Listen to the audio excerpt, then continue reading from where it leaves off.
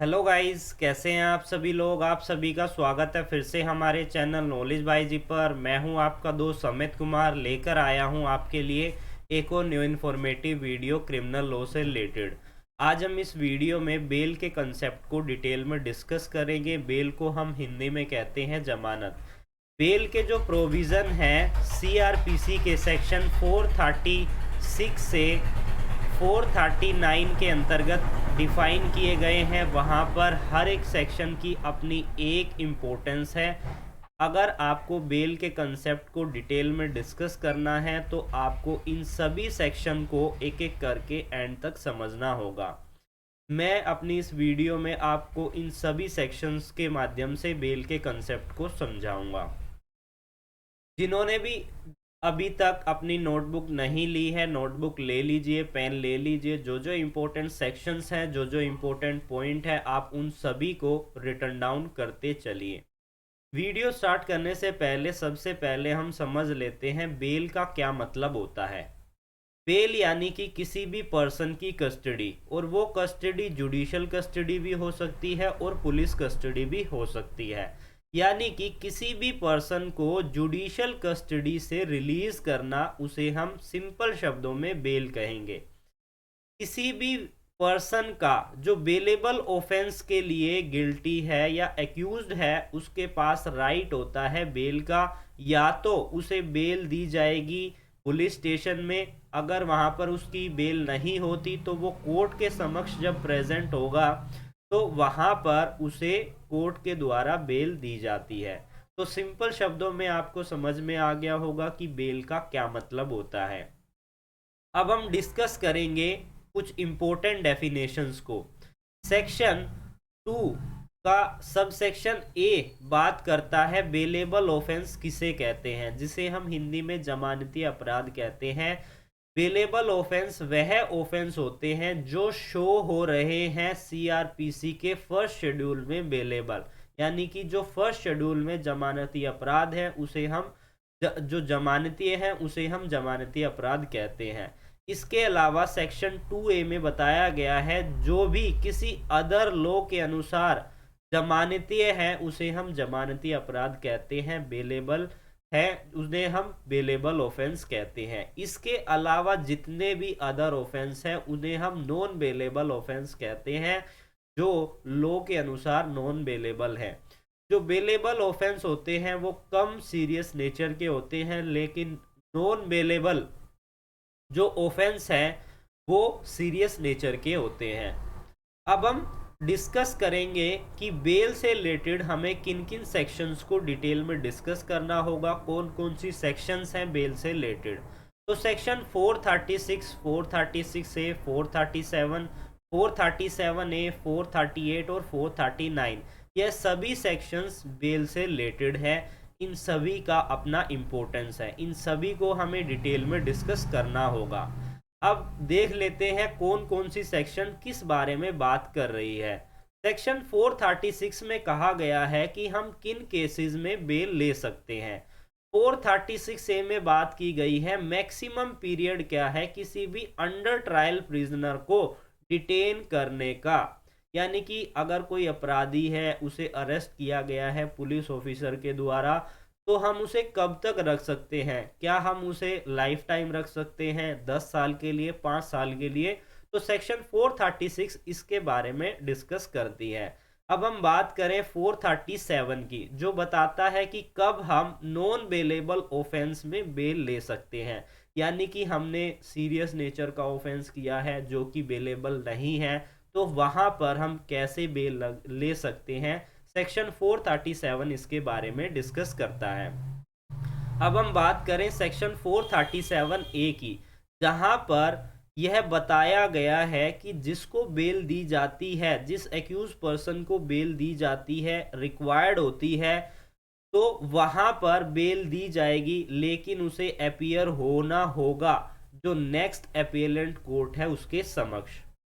Section 438 बात करती है एंटीसिपेटरी बेल के बारे में। यानी कि जब किसी पर्सन को यह एप्रीहेंशन होता है, एप्रीहेंडिंग होता है अरेस्ट का, यानी उसे अरेस्ट का डर है कि उसके अगेंस्ट कोई क्रिमिनल चार्ज लगने वाला है, तो वहाँ पर वो ऐसा होने पर उसे चार्ज ऐसा लगने से पहले ही वो बेल ग्रांट करने के लिए परमिशन डालता है कोर्ट को, जिसे हम एंटीसिपेटरी बेल कहते हैं, अग्रिम जमानत कहते हैं हिंदी में।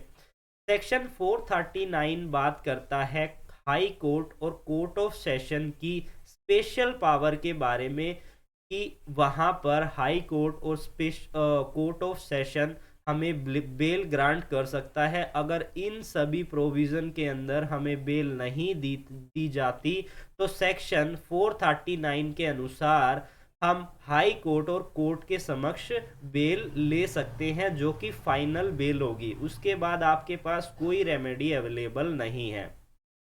आज हम इस वीडियो में सेक्शन 436 और 436 ए को डिटेल में डिस्कस करेंगे, क्योंकि वीडियो काफ़ी लॉन्ग ना हो जाए, इसलिए हम दो सेक्शन लेके चलेंगे। अगर कोई लॉन्ग सेक्शन है तो हम एक को भी डिस्कस कर सकते हैं, क्योंकि कंसेप्ट आपको अच्छे से समझ में आ जाना चाहिए।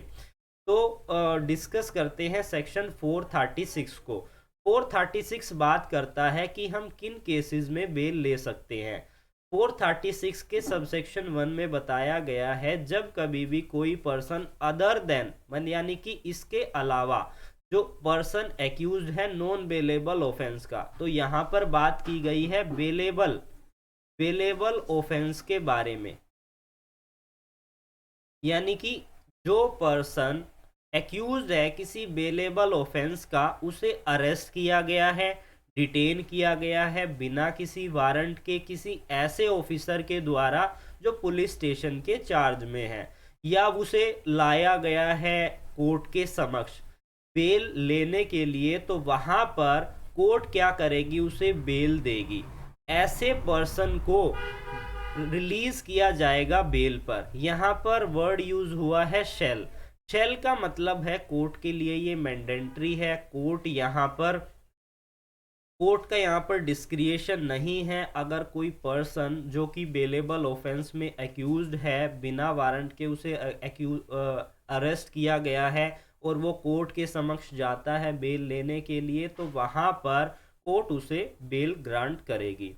अब 437 में एक प्रोवाइजियो दिया गया है, जिसमें कहा गया है यदि कोई भी पर्सन किसी बेलेबल ऑफेंस में एक्यूज्ड है और वो जब उसे रिलीज किया जाएगा बेल बॉन्ड को फिल करके, तो वहाँ पर वो श्योरिटी को फर्निश करने में सक्षम नहीं है, अनेबल है, तो वहाँ पर कोर्ट उसे इंडिजेंट पर्सन समझ सकती है और इंडिजेंट पर्सन होने के बावजूद भी उसकी बेल को ले लिया जाएगा। इंस्टेड ऑफ टेकिंग बेल उसे दे दी जाएगी, बेल वहाँ पर उसे प्रोवाइड कर दी जाएगी।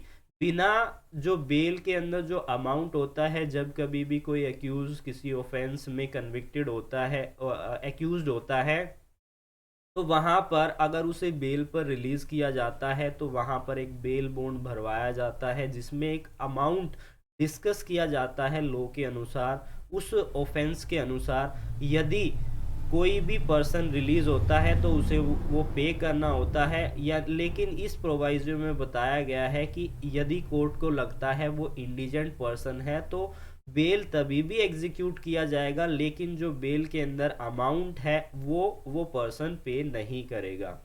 अब 436 की एक्सप्लेनेशन को डिस्कस करते हैं।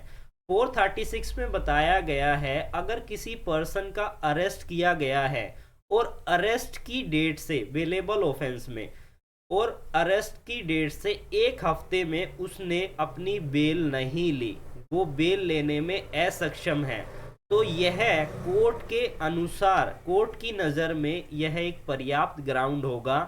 कोर्ट यह प्रिज्यूम करेगी, यह अनुमान लगाएगी कि वो भाई इंडिजेंट पर्सन है, उसके पास पैसा नहीं है बेल के अपने आप को रिहा करने के लिए, तो वहाँ पर उसे इंडिजेंट पर्सन माना जाएगा। अब हम बात करते हैं, यहाँ पर एक और प्रोवाइजियो दिया गया है, जिसमें बताया गया है सेक्शन 116 और सेक्शन 446 ए जो है उसके प्रोवाइजियो को इफ़ेक्ट नहीं करेगा। इस प्रोवाइजो में बताया गया है। सेक्शन 116 बात करता है inquiry as a trust of information के बारे में। 446 बात करता है फॉरफीट के बारे में, यानी कि जब कोई बॉन्ड भरा जाता है तो वहाँ पर उसका फॉरफीट कैसे किया जाए, उसका क्या प्रोसीजर है। और 446 ए में बताया गया है कि बेल बॉन्ड और बॉन्ड के कैंसिलेशन के बारे में। यहाँ पर बेल बॉन्ड और बॉन्ड उसका कैंसिलेशन, उसका कैंसिल किया जा सकता है। अब हम बात करेंगे सेक्शन 436 के सबसेक्शन 2 के बारे में। यहाँ पर बताया गया है कि सबसेक्शन 1 में कोई भी चीज़ कंटेन की गई हो, अगर जो पर्सन जिसे जो एक्यूज है अवेलेबल ऑफेंस का और उसे रिलीज़ किया गया है बेल पर, लेकिन वो पर्सन फेल हो जाता है जो बेल बॉन्ड की कंडीशन है उनका पालन करने में, तो वहाँ पर कोर्ट उसे मना कर सकती है। अगर वो बेल बॉन्ड की कंडीशन को फॉलो करने में फेल हो जाता है तो कोर्ट मना कर सकती है उसकी बेल, उसे बेल पर रिलीज़ करने के लिए। जब भी बाद के ओकेज़न में सेम केस में उसे अगर कोर्ट के समक्ष अपीयर किया जाता है या लाया जाता है तो वहाँ पर जो कोर्ट है उसे कस्टडी में ले सकती है और साथ ही उसे पेनल्टी भी पे करनी होगी। और सेक्शन 446 के अनुसार वो क्या कर लिया जाएगा, फॉरफीट कर लिया जाएगा जो उसका बॉन्ड है। तो यहाँ पर हमारा 436 जो सेक्शन है बेल से रिलेटेड वो कंप्लीट हो जाता है।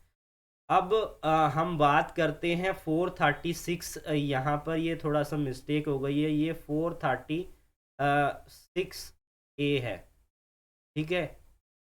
ओके गाइस, तो 436 ए बात करता है जब कभी कि किसी भी पर्सन का, किसी भी अंडर ट्रायल प्रिजनर का मैक्सिमम पीरियड क्या होगा उसे डिटेन करने का। यानी कि किसी पर्सन ने कोई ऑफेंस किया है और उसे पुलिस ऑफिसर के द्वारा अरेस्ट किया जाता है और प्रिजनर में भेज दिया जाता है, लेकिन वहाँ पर इन्वेस्टिगेशन चल रही है। अब इन्वेस्टिगेशन भी कंप्लीट हो गई, ट्रायल चल रहा है, लेकिन वो पर्सन अभी भी प्रिजन के अंदर है।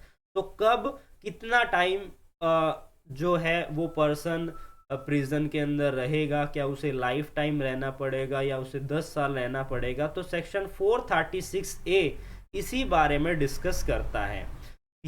436 ए में बताया गया है कि जहां पर एक पर्सन इन्वेस्टिगेशन के पीरियड के दौरान, इंक्वायरी के पीरियड के दौरान, ट्रायल के पीरियड के दौरान किसी ऑफेंस का किसी लॉ के अंडर, लेकिन उसे इस ऑफेंस के अगर उसने जो ऑफेंस किया है उसकी पनिशमेंट डेथ है, यानी कि डेथ पेनल्टी है, अगर उसने कोई ऐसा ऑफेंस किया है उसको छोड़कर वहाँ पर उसे डिटेन किया जा सकता है उस पीरियड के लिए जो extend up to 1/2 of a maximum period of the imprisonment specified for that offence under that law. यानी कि यानी कि लॉ के अंदर उस ऑफेंस की जो मैक्सिमम पीरियड की जो इम्प्रिजमेंट है, सजा है, उसके 1/2 से ज़्यादा वो नहीं होगा।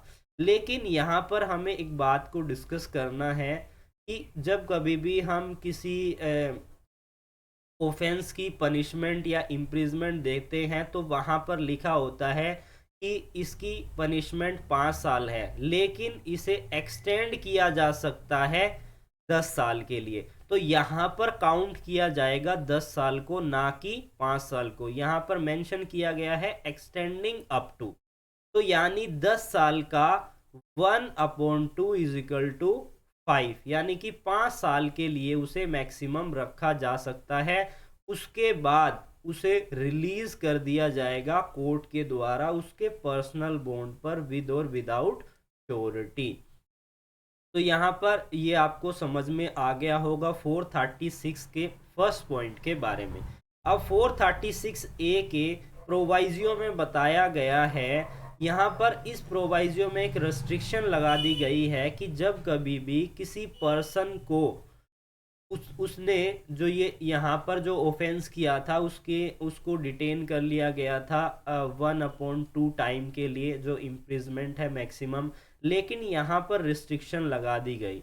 यहाँ पर यह कहा गया है कि उसकी जो 1/2 पनिशमेंट है उसे एक्सटेंड, उसने इतना टाइम तो ऑलरेडी प्रिजन के अंदर स्पेंड कर लिया, लेकिन उसे आगे भी बढ़ाया जा सकता है।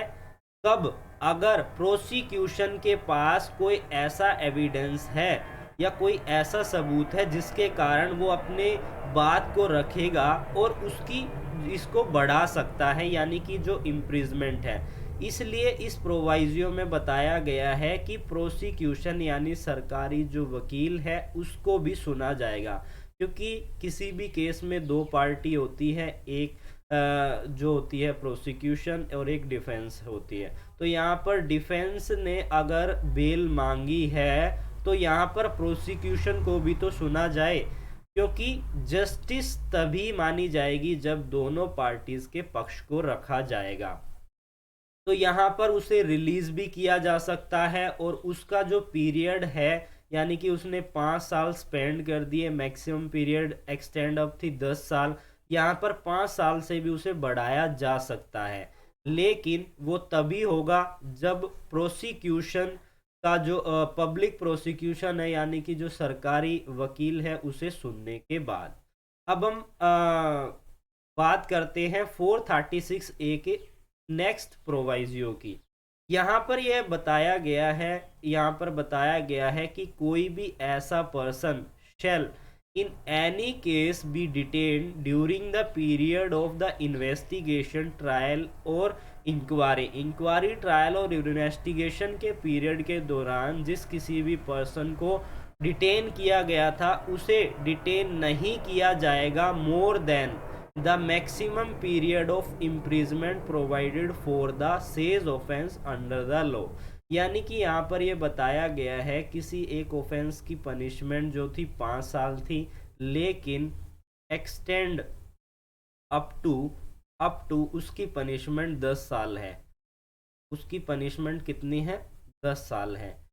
यदि उस अंडर ट्रायल प्रिजनर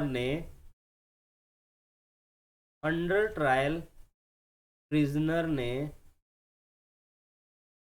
अगर 10 साल प्रिजनर के अंदर ही स्पेंड कर दिए तो वहां पर उसके पास राइट होगा कि उसे रिलीज कर दिया जाए, क्योंकि किसी ऑफेंस की जो मैक्सिमम पनिशमेंट है वो तो ऑलरेडी वो स्पेंड कर चुका है प्रिजन के अंदर, तो अब उसे क्यों रखा जाए, तो उसे अब रिलीज कर दिया जाएगा।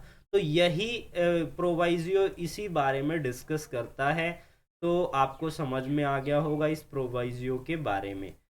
अब एक एक्सप्लेनेशन भी प्रोवाइड की गई है सेक्शन 436A के अंदर। यहाँ पर बताया गया है कि अक्यूज के कारण अगर प्रोसीडिंग में कोई डिले होता है तो उसे एक्सक्लूड किया जाएगा, यानी कि वो उसे काउंट नहीं किया जाएगा, वो यहाँ पर एक्सक्लूडेड है, उसे शामिल नहीं किया जाएगा। इसके अलावा जो टाइम है उसके पनिशमेंट का उसे ही काउंट किया जाएगा। तो गाइज आज हमने इस वीडियो में समझा बेल से रिलेटेड क्या क्या प्रोविज़न है। वीडियो ज़्यादा लॉन्ग ना हो इसलिए मैंने इन दो सेक्शंस को ही डिटेल में डिस्कस किया है। अदर सेक्शंस को हम अदर वीडियो में डिस्कस करेंगे। अगर वीडियो आपको अच्छा लगा हो तो वीडियो को लाइक कीजिए, साथ ही चैनल को ज़रूर सब्सक्राइब कीजिए। फिर मिलते हैं एक न्यू लेक्चर में, तब तक के लिए धन्यवाद।